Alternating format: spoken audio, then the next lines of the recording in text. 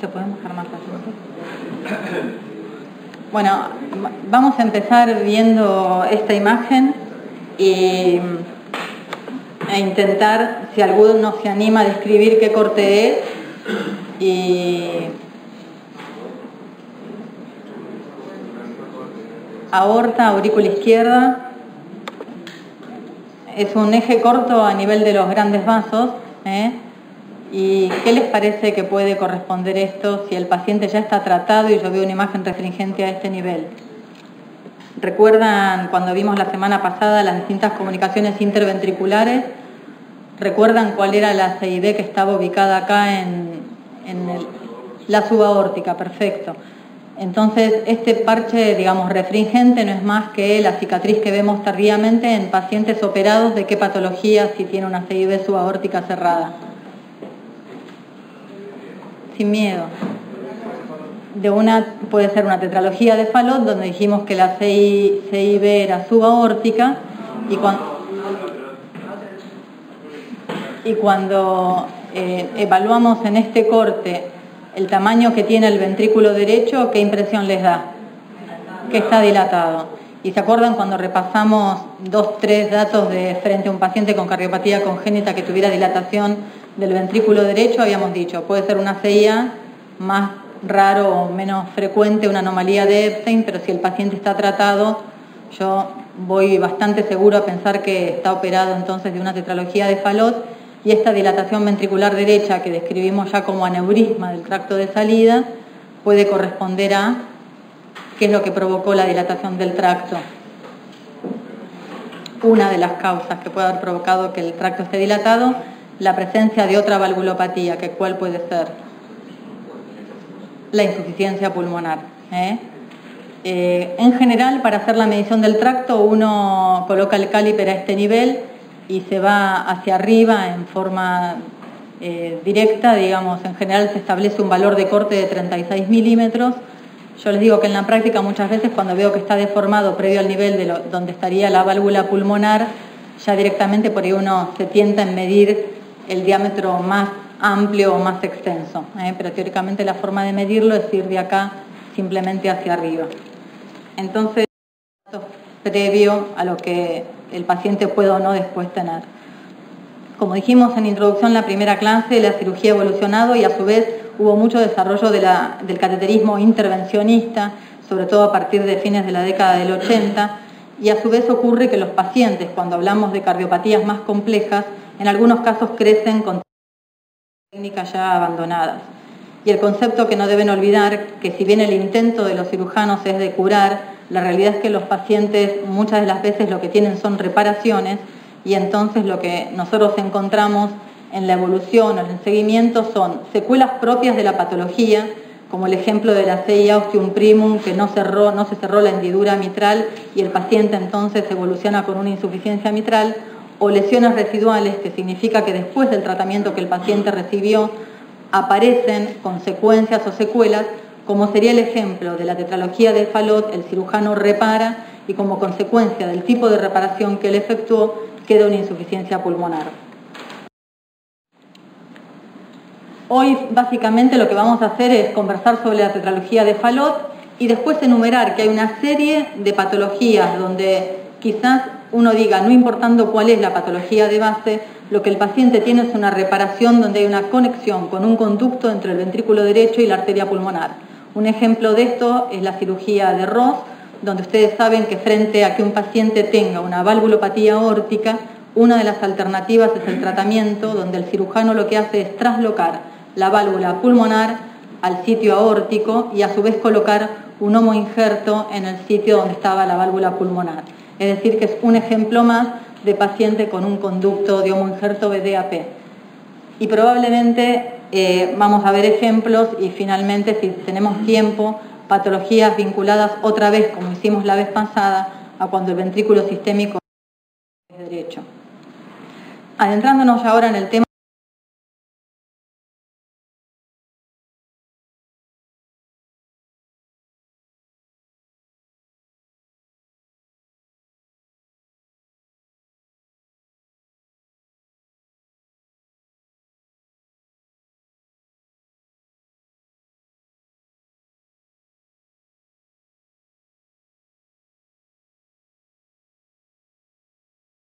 siempre encuentra en la tetralogía de Fallot. Y acá quizás más claro, en el eje corto, lo que se observa es una estrechez a nivel infundibular, a veces también asociada a la estrechez a nivel del anillo. En los chicos es muy importante medir el tamaño que tiene el anillo y las ramas pulmonares, porque esto va a tener implicancias en las posibilidades quirúrgicas, en el momento que ahora vamos a ver qué es lo que el cirujano hace. Y entonces, a partir del tracto de salida, se observa un flujo en color bien turbulento que no se inicia en el plano valvular, sino previamente a nivel del tracto de salida.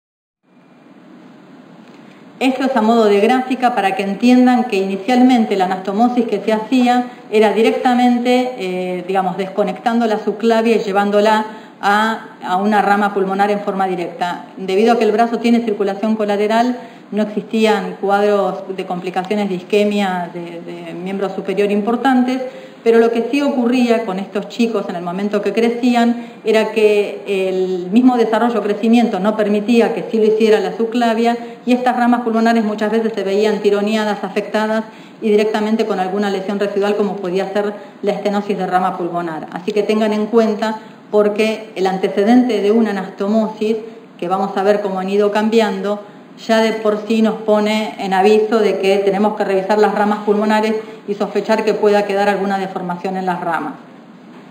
La clásica era la conexión directamente a la subclavia, y la que se hace actualmente, que es, se utiliza el mismo término, subclavio pulmonar modificada, porque el cirujano lo que hace es interponer una prótesis de Goretex regulando el flujo que él quiere conectar desde la subclavia hasta la rama pulmonar, y de esta manera evitar deformar la rama pulmonar.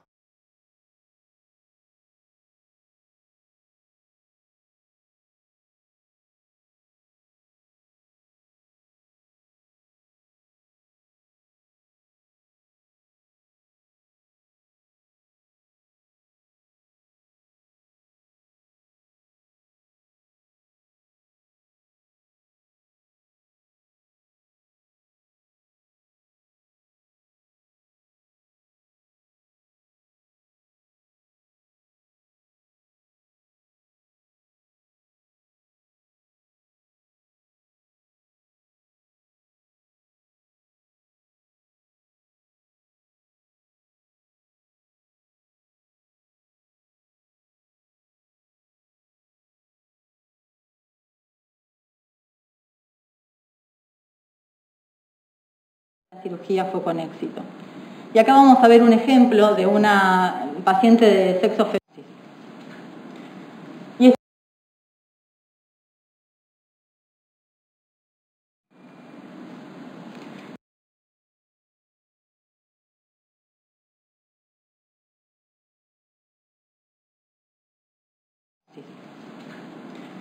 Y este es un ejemplo, de cómo pueden existir otras complicaciones vinculadas a la anastomosis o tratamiento así paliativo inicial.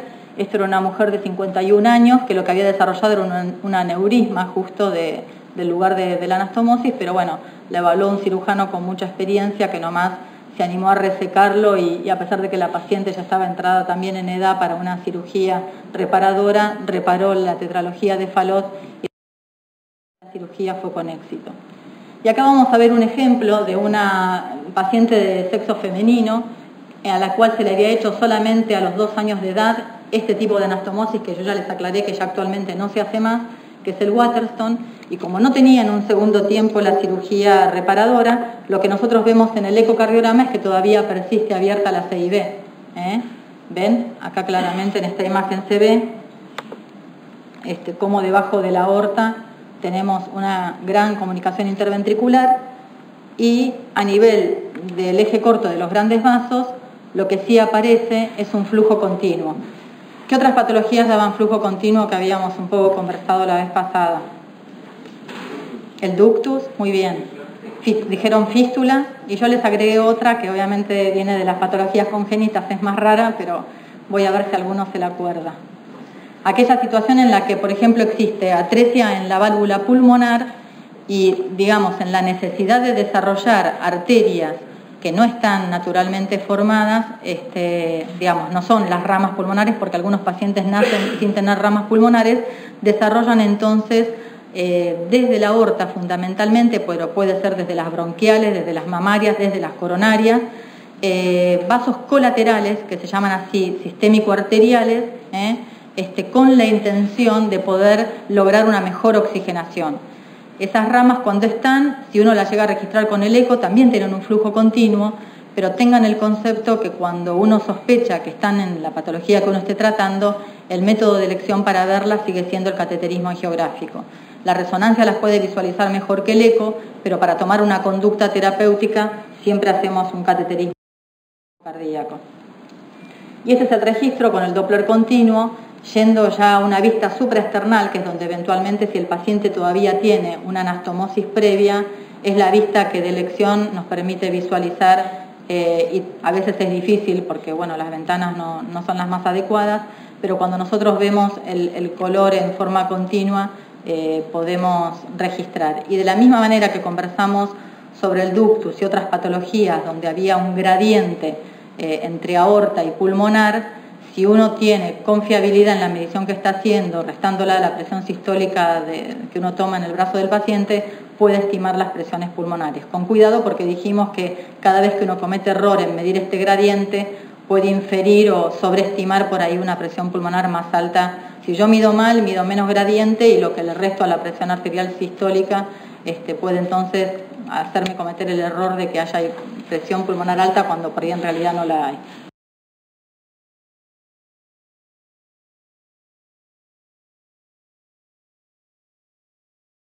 Conductos que ya comentamos cuáles pueden ser. Y este es un ejemplo que siempre muestro, que en realidad fue un paciente que se había operado teniendo una atresia pulmonar con CIB, afuera justo fue el parte quirúrgico hecho por un cirujano, pero miren la importante información que nos puede dar el hecho de conocer desde el parte de la cirugía qué fue lo que el cirujano hizo. Acá se le colocó un homoinjerto al paciente extendiendo la anastomosis proximal con un parche de Emagil, se le cerró con Dacron la CIB, fue canulado desde la aorta proximal, se le ligó una anastomosis paliativa previa, porque si el paciente tiene una anastomosis, en el momento que el cirujano repara, ya cierra esa anastomosis y está permeable, y esta era hecha a la rama pulmonar derecha. Y acá él mismo creó una pequeña CIA.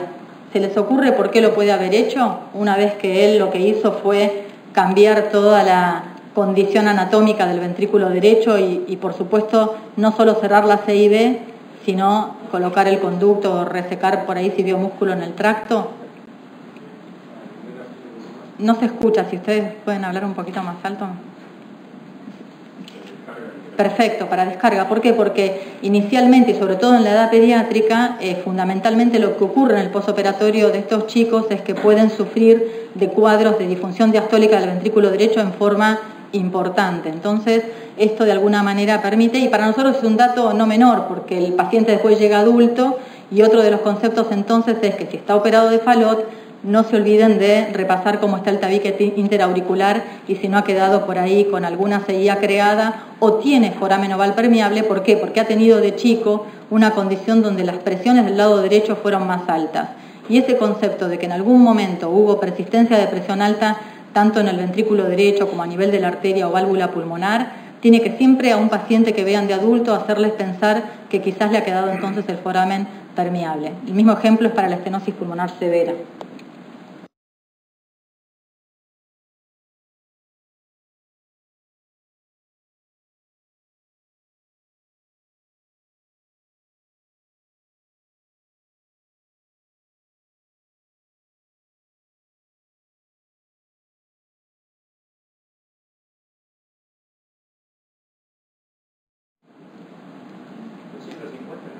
Un poquito menos, porque en realidad cuanto más rápida es la desaceleración, más grave es la condición. Y ahí, que lo vamos a ver ahora, me imagino que estarán muy impacientes por ahora verlo, pero bueno, en la insuficiencia pulmonar, que como dijimos, se interpretó que era una valvulopatía bien tolerada durante la infancia, sí se reconoce que a la edad de 40 años nosotros empezamos a ver consecuencias sobre el ventrículo derecho, le diría muchas veces en la tercera década de la vida y muchos en la infancia. Lo que pasa es que también es muy difícil replantear después de que el chico fue operado en ese escenario a los padres que es necesaria una nueva reintervención. Y esto, lo de la insuficiencia pulmonar, tiene directa relación, la mayoría de las veces, no siempre, con que el cirujano entonces extendió un parche hasta el anillo de la válvula pulmonar. Esto trae efectos sobre todo sobre la función del ventrículo derecho. Ahora estamos como más exigentes en cuantificar estas cosas, pero durante muchos años se decía que si el paciente tenía cardiomegalia en la placa, un QRS ancho arriba de 180 milisegundos y por eco simplemente dilatación del ventrículo derecho, ojo porque podíamos estar frente a una condición de insuficiencia pulmonar severa. Se consideraba que los pacientes eran quirúrgicos cuando tenían síntomas, arritmias ventriculares o deterioro de la fracción de eyección de los dos ventrículos, pero sí se reconoce y se establece un valor de corte para el ventrículo derecho cuando menor a 40 ya no hay demasiada chance en que recupere la condición.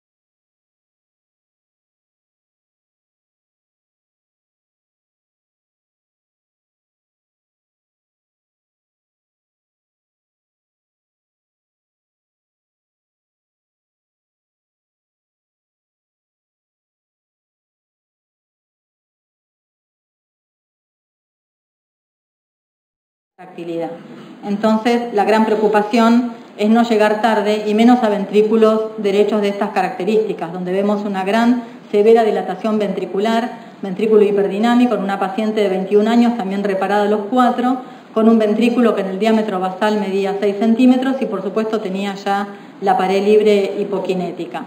Y nuevamente en el registro del Doppler color, lo que observamos es el flujo que en forma anterógrada y retrógrada se inscribe. Y en este caso, el tiempo de desaceleración, que es corto, casi la intensidad del flujo anterógrado y retrógrado similares, y en general el valor de corte que se establece para considerar que la insuficiencia es severa. Y acá está el trabajo que les comentaba en forma comparativa, ya que se considera gold standard a la resonancia magnética. Este es un trabajo publicado por un grupo de Canadá. Ellos establecen, y esto es la verdad que es muy útil en la práctica, se considera en la resonancia la fracción regurgitante de la insuficiencia pulmonar significativa arriba de 40, en grado, digamos, moderado a severo entre 20 y 40, y fíjense los valores de corte que ellos encontraron en correlación en pacientes estudiados con resonancia magnética, los valores que tenían de tiempo de imipresión. Como suele ocurrir en cualquiera de las evaluaciones, sobre todo de las valvulopatías regurgitantes, me parece que lo que tenemos que hacer es sumar elementos, no quedarnos solamente con la valoración de uno de ellos y con esto tratar, primero, de no olvidarnos, ¿no?, en evaluarlo y a su vez, en la medida que vamos sumando datos, concluir que la insuficiencia es severa. Este sería el ejemplo de cuando la pendiente es lenta y la insuficiencia pulmonar leve, y en cambio acá cuando la pendiente es rápida, con un flujo de intensidad similar al anterógrado, estamos frente a una insuficiencia pulmonar severa. Y lo que actualmente hacemos, si bien el seguimiento en la práctica es a partir del ecocardiograma en estos pacientes, intentamos que todos ellos tengan en su evaluación una resonancia magnética hecha por especialistas en cardiopatías congénitas, y en general se reconoce que los valores de corte de los volúmenes ventriculares del ventrículo derecho, para que el paciente, una vez que uno repara la válvula pulmonar, esté en condiciones de recuperarse y retrogradar, no superen los 170 a 180 mililitros por metro cuadrado de superficie en cuanto al volumen de fin de diástole, y que el valor del volumen de fin de sístole no sea mayor de 85, ¿no? Casi, digamos, la mitad, ¿no? 170, 180 y 80. Y nuevamente que el valor de corte para la fracción de eyección del ventrículo derecho, que como ustedes saben es normal en el rango del 50%, no sea menor al 40% en caso que uno quiera estar indicando esta intervención a tiempo. Y esto surge de también trabajo hecho por la gente del grupo de Toronto, donde agrupando pacientes operados de tetralogía de Fallot, esto está hecho en una época que hasta se hacía cámara gamma en estos pacientes con la limitación que el método podía tener. Cuando se empezó a hacer resonancia, lo que se intentó fue rápidamente predecir cuáles eran los valores de corte de volúmenes, y acá es donde se estableció entonces que aquellos que estaban por arriba de este valor ya no llegaban a normalizar los volúmenes ventriculares. Y lo mismo esos pre y post reemplazo de la válvula pulmonar, y lo mismo ocurría con este valor de corte de 80, aquellos que estaban por encima no eran los que lograban normalizar los valores ventriculares, que están acá, ¿no? Así que ver ahora ejemplos. Este lamentablemente fue un caso de un paciente que fue evaluado ya teniendo la edad que muestro, 55, 56 años, también tenía una anastomosis paliativa previa, y en el momento, que son condiciones donde uno sí o sí los vuelve a cateterizar, se lo operó, es decir, el cirujano se animó, siendo un adulto cianótico, en tratarlo, y al control al año, lamentablemente, de haberse operado, ustedes fíjense esta imagen que no queda del todo clara, pero que se visualiza a nivel del tracto de salida. Revisando el parte quirúrgico, sí, se había resecado músculo y se le había como simplemente tratado, colocado parche a nivel del tracto de salida también.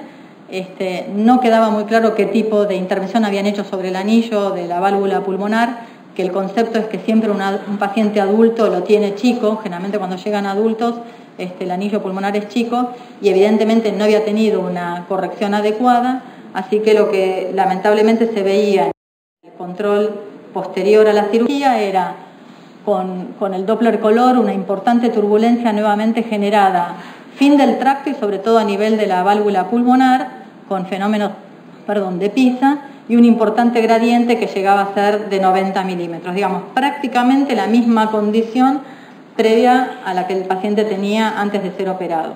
Y ustedes fíjense, acá está el registro de la insuficiencia pulmonar, que en el color daba por pensar que era de grado leve. Ya les voy adelantando un dato. Consideramos, no solo como lo hacemos también en la insuficiencia aórtica, el grado de intensidad de la señal, es decir, cuanto más se parece al flujo anterogrado, consideramos que entonces está volviendo bastante flujo al ventrículo derecho, y le damos también bastante importancia a la pendiente de desaceleración que tiene en el momento que queremos evaluar la insuficiencia pulmonar. No tenemos muchos elementos, pero ya el hecho que ustedes tengan la actitud de acordarse que hay que revisar el tracto de salida del ventrículo derecho y la válvula pulmonar es algo importante, porque lamentablemente uno encuentra en el escenario de estos pacientes tratados que por ahí eso a veces ni está informado, y eso no debe ocurrir, porque justamente es toda una patología que se localiza fundamentalmente en esa zona. Este es un ejemplo que probablemente reconozcan del comienzo. Es una paciente de 28 años, había tenido la reparación a los 4, pero por bloqueo aurículo-ventricular había requerido la colocación de un implante de marcapaso, y lo que había desarrollado en la evolución era una importante dilatación del tracto de salida. Yo en la práctica digo, bueno, es más de 40, pero ahora que hubo publicaciones del grupo de Lang sobre fundamentalmente todo lo que es la patología de ventrículo derecho, se establece el valor de 36 milímetros. Y fíjense otro dato que hasta ahora no lo habíamos visto. En el momento de colocar y ver el flujo en color en esta zona, vemos que es un flujo laminar, pero que se inscribe en los dos colores. Es decir, que todo lo que está saliendo da la impresión de que está volviendo al ventrículo derecho. Y en este contexto, lo que justamente explica que la paciente en la evolución hubiera desarrollado esta dilatación del tracto de salida No encontrando otra causa, lo primero que uno tiene que inferir es que tiene una insuficiencia pulmonar de grado moderado a severo.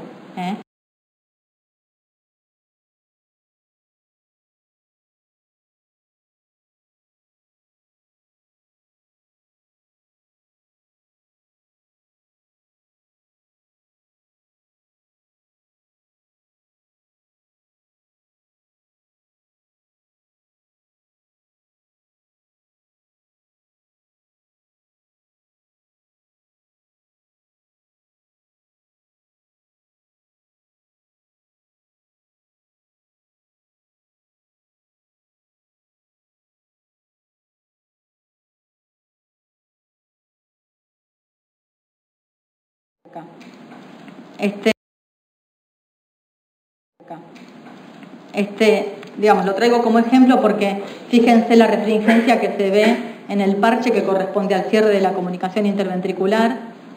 Tiene un ventrículo izquierdo de pequeño tamaño. Repasemos lo que uno siempre trata de descartar. No tiene insuficiencia aórtica, tampoco se ve patología de la válvula mitral. Recuerden que, bueno, iniciando el eco yo siempre lo hago primero, digamos, es ver la aorta ascendente y medirla. Y acá en el corte en modo M del ventrículo izquierdo sí se ve una alteración en la motilidad septal, y cuando intentamos visualizar la anatomía a nivel de la válvula pulmonar, se ve válvula pulmonar, pero en general recuerden que no es una válvula normal, que es displásica, y en la valoración que tenemos en el cuadro de él se consideró que tenía una insuficiencia pulmonar moderada. Acá nuevamente se ve el parche refringente correspondiente al cierre de la CIB. Y bueno, desde este lugar es donde nosotros con el Doppler primero intentamos visualizar anatómicamente qué es lo que vemos, cómo vemos el tracto, cómo está la válvula pulmonar, y acá la pendiente de desaceleración, que si bien, bueno, ya no es lenta, les digo, es moderada, severa, seguro. Otro concepto es que estos pacientes nunca tienen gradientes BD-AD altos, porque no tienen hipertensión pulmonar. Entonces, en este caso, y si es alto, puede ser alto porque quedó alguna lesión de obstrucción a nivel del tracto de salida. Y nuevamente, una importante dilatación de la aurícula derecha, el catéter del marcapaso, y fíjense, sí quizás pueda ser un ejemplo de cierta fisiología restrictiva, porque a pesar de la edad que tiene y cuando fue reparado, no vemos una importante dilatación del ventrículo derecho. Por eso se los traigo como ejemplo. Pero esta fisiología restrictiva en un adulto predispone, así como la vemos en la patología restrictiva del lado izquierdo, a una importante dilatación de la aurícula derecha, y sepan que estos pacientes, un 20 o un 30% nomás, empiezan a desarrollar arritmias supraventriculares, con consecuencias también, que es lo que a él le ocurrió. Él hizo con la insuficiencia cardíaca, fundamentalmente fue del lado derecho, se ve la vena cava inferior y la prominencia de las suprahepáticas desde la vista subcostal. Terminó haciendo en algún momento una falla renal secundaria a la insuficiencia cardíaca que pudo recuperarse y todavía está en control y seguimiento clínico. ¿Quieren hacer alguna pregunta o ya saben todo de tetralogía de Fallot? Hoy, ¿sabes cómo lo veo? Que están... Aprovechen, por ahí alguno tiene algún caso que quiera comentar o que recuerde y diga, bueno, sí, yo vi uno y tenía insuficiencia pulmonar.